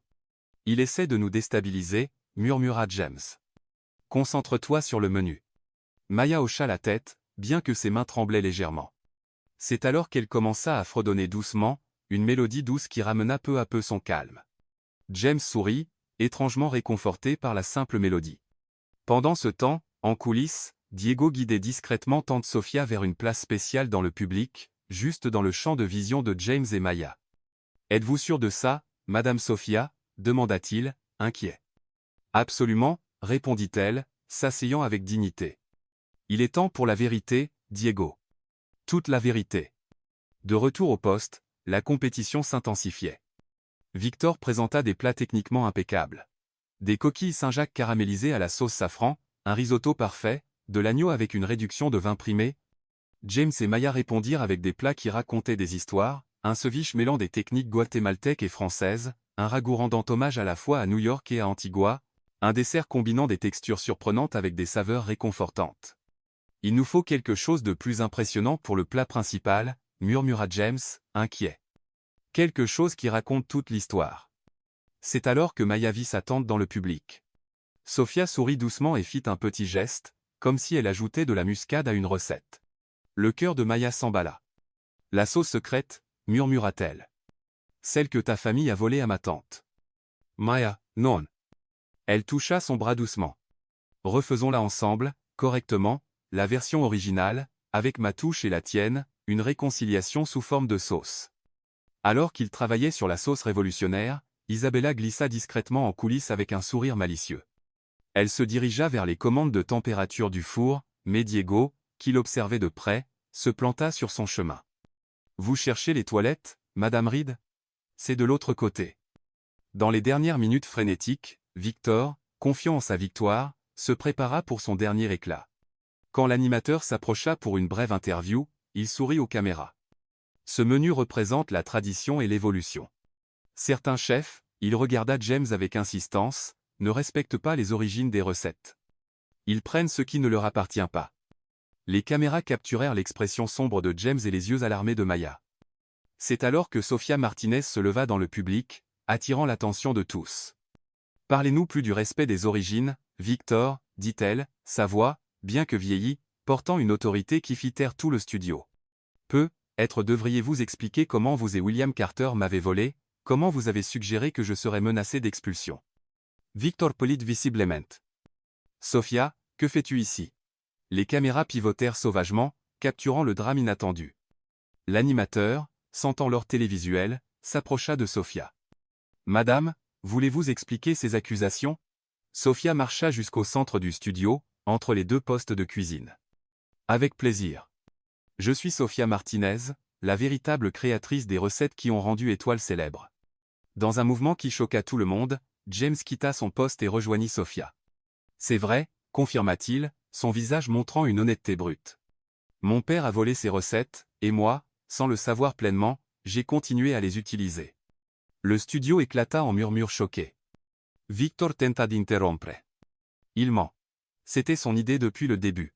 J'ai des documents qui prouvent le contraire, » annonça James, révélant le dossier qu'il avait montré à Maya quelques jours plus tôt. Victor n'a pas seulement participé au vol. Il était le cerveau derrière tout le plan. La caméra zooma sur les documents incriminants. « Et je peux le confirmer », ajouta Isabella, surprenant tout le monde en sortant des coulisses. « Victor est venu me voir il y a des semaines, dès qu'il a su que Maya travaillait à Étoile. Il a tout planifié. La trahison finale laissa Victor figé sur place alors que la vérité éclatait enfin devant des millions de téléspectateurs. Voici l'histoire. La pauvre fille lavait la vaisselle, chantant avec une tasse de thé à la main, sans savoir que le chef millionnaire ne pouvait détacher ses yeux d'elle. Chapitre 10. La chanson de l'amour. 6 mois plus tard, les fenêtres embuées d'un restaurant au cœur de Manhattan reflétaient des lumières colorées et des silhouettes animées. Une enseigne élégante au-dessus de la porte indiquait Canto y Sabor, cuisine avec une histoire. L'ancien Étoile avait été complètement transformé. La décoration mêlait désormais des détails français élégants à des touches guatémaltèques vibrantes. Plus important encore, accrochée au mur parmi les prix et les critiques élogieuses, se trouvait une photo encadrée de Sofia Martinez et James Carter, coupant le ruban ensemble lors de l'inauguration, un témoignage silencieux de la justice et de la réconciliation. Dans la cuisine, James observait Maya dresser les plats finaux avec le même rythme gracieux qui l'avait enchanté cette toute première nuit. Les critiques sont absolument ravis, annonça Diego, désormais officiellement gérant du bar et sommelier en formation. Le critique du Times a écrit le mot sublime 15 fois dans ses notes. Maya rougit, ajustant l'uniforme élégant de sous-chef qui semblait encore être un rêve improbable chaque matin. C'est la nouvelle sauce. Tante Sofia a peaufiné la recette hier. Non, ma chère, dit Sofia, s'avançant avec une dignité retrouvée et une étincelle dans les yeux. C'est ta chanson qui donne de la saveur à chaque plat. Ça a toujours été le cas. James vérifia sa montre nerveusement pour la 10e fois en 5 minutes. Tout est prêt pour ce soir? Demanda-t-il à Diego, essayant et échouant à paraître décontracté. Tout est en place, patron. La table spéciale, les lumières, les fleurs, l'orchestre, ce champagne ultra rare que nous avons fait sortir directement de la cave privée du pape. Diego s'arrêta en voyant l'air paniqué de James. Je veux dire, oui, les bases sont prêtes. Maya haussa un sourcil, suspicieuse. Vous agissez tous plus bizarrement qu'une crème glacée flambée. Qu'est-ce qui se passe? Soirée spéciale, dirent James, Diego et Sofia à l'unisson, loin d'être convaincants. 6 mois d'anniversaire du restaurant, ajouta rapidement James. Qui tombe juste un mardi? Demanda Maya, sceptique. Les anniversaires sont imprévisibles comme ça, dit Diego sagement. Ils surgissent les jours les plus inattendus. Avant que Maya ne puisse poser plus de questions, James lui suggéra doucement d'aller se reposer et de se préparer pour le service spécial du soir. De plus en plus méfiante mais acceptant de jouer le jeu pour l'instant, elle partit. La transformation du restaurant cet après-midi-là fut remarquable. La salle à manger principale s'était transformée en un jardin intérieur magique, avec des milliers de petites lumières comme des étoiles, des fleurs fraîches sur chaque surface, et, au centre, le piano blanc que Maya jouait occasionnellement lorsqu'elle pensait que personne ne l'écoutait. À 20:0, portant une robe bleu nuit commandée secrètement pour l'occasion par Sofia et Diego, Maya entra dans le restaurant et se figea sur le seuil. Qu'est-ce que? Le restaurant était plein, mais pas de clients habituels. Chaque visage familier de sa vie à New York était là, lui souriant, les collègues de la cuisine, les fournisseurs devenus amis, même ses anciens collègues de la station de plonge. Au premier rang, assis à des places d'honneur, se trouvait son cousin du Guatemala et ses jeunes enfants, habillés de leurs plus beaux vêtements, amenés en secret pour la surprise. Au centre de tout cela se tenait James, impeccable dans un smoking, l'air à la fois terrifié et déterminé. « Bonsoir à tous », commença-t-il, sa voix un peu tremblante mais gagnant en assurance. « Merci d'être ici pour cette soirée spéciale. » James s'approcha de Maya, prenant doucement ses mains. On dit que la vie est faite de moments déterminants, de petits choix qui changent tout. Pour moi, l'un de ces moments a été quand je suis entré dans la cuisine hors service et que j'ai trouvé une plongeuse chantant avec une telle émotion qu'elle transformait une tasse de thé ordinaire en quelque chose de magique. Une vague de rire tendre traversa la foule alors que Maya luttait contre les larmes qui commençaient à se former. « Tu as changé ma cuisine avant même de toucher une seule casserole », poursuivit James. « Tu es arrivé comme un tourbillon d'honnêteté et de talent pur, tu as bouleversé ma vie parfaitement organisée et tu l'as reconstruite en quelque chose de tellement meilleur. » Il conduisit Maya au piano, où reposait une élégante tasse de thé, la même qu'elle avait utilisée comme microphone ce tout premier jour, maintenant restaurée et placée sur un coussin de velours. « Avant de te poser la question la plus importante de ma vie, j'ai une requête, une dernière performance en tant que plongeuse. » Le cœur plein, Maya prit la tasse, s'assit au piano et commença à jouer et à chanter, pas une chanson célèbre, mais la mélodie simple et sincère qu'elle avait inventée pendant ses longues heures dans la cuisine, celle que James avait entendue le jour où leur vie s'était liée à jamais. Alors que la dernière note s'évanouissait, James s'agenouilla à côté du piano, mais au lieu de sortir une boîte à bagues, il fit signe à Diego, qui apporta un plateau couvert, comme ceux qu'ils utilisaient pour servir des plats raffinés aux clients. Tout grand chef sait que la présentation est aussi importante que la saveur, dit James, soulevant le couvercle pour révéler non seulement une bague éblouissante, mais une miniature parfaite de la cuisine où ils s'étaient rencontrés, avec 2 petites figurines, l'une lavant la vaisselle et chantant, l'autre regardant, complètement captivée. Maya Lopez Martinez, sa voix maintenant forte et assurée, tu es entré dans ma vie pour régler de vieux comptes, mais au lieu de cela, tu as créé une toute nouvelle recette, pleine d'amour, de vérité et de musique. Veux-tu m'épouser, non pas seulement pour réparer le passé, mais pour construire un avenir qui sonne aussi beau que tes chansons? À travers des rires et des larmes, Maya répondit, oui, 1000 fois oui. Puis, avec son humour habituel, elle ajouta, mais tu sais que je chanterai toujours aux assiettes, n'est-ce pas? Je n'attendrai rien de moins, répondit-il, glissant la bague à son doigt alors que tout le restaurant éclatait en applaudissements. 3 mois plus tard. Une cuisine industrielle installée directement sur la plage d'Antigua, au Guatemala, bourdonnait d'activité. Le mariage de James et Maya ne pouvait avoir lieu nulle part ailleurs que là où la nourriture était préparée, sous le ciel ouvert, avec l'océan comme témoin. Tante Sofia, rayonnante dans sa robe traditionnelle guatémaltèque, supervisait les préparatifs du banquet avec son assurance habituelle. Diego, le témoin nerveux, vérifia les boissons pour la 20e fois, s'assurant que chaque verre était parfaitement en place. L'hôtel improvisé était un chef-d'œuvre. Des ustensiles de cuisine polis disposés comme des sculptures florales, une arche de cuillères en bois entrelacées, et, au centre, suspendue comme un symbole sacré de leur commencement, la tasse de thé que Maya avait utilisée comme microphone. Quand la mariée apparut enfin, portant une robe mêlant tradition guatémaltèque et élégance moderne, James ne put retenir ses larmes. Elle descendit l'allée sablonneuse, fredonnant doucement, inconsciente de l'effet puissant que sa voix avait encore sur lui. Leurs vœux étaient pleins de rire et d'émotion, des promesses de recettes partagées, de mélodies composées ensemble, et l'engagement qu'aucune assiette, cassée ou sauce brûlée ne pourrait jamais ébranler, ce qu'ils avaient construit. À la fin de la cérémonie, alors que l'officiant annonçait le baiser, James surprit tout le monde en sortant une cuillère en bois de sa poche et en la tendant à Maya. « Ma baguette pour la chef d'orchestre de ma vie », dit-il solennellement.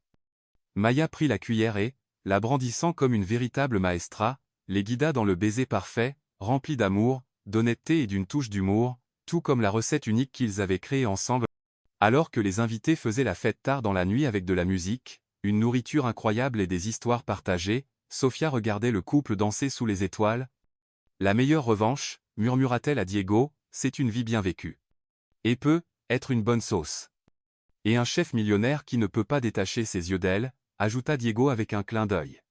Sur la piste de danse improvisée, James fit tournoyer Maya, ses yeux ne quittant jamais les siens, tout comme ce premier jour dans la cuisine lorsqu'une simple plongeuse chantait dans une tasse de thé, ignorant que le chef millionnaire ne pouvait s'arrêter de la regarder.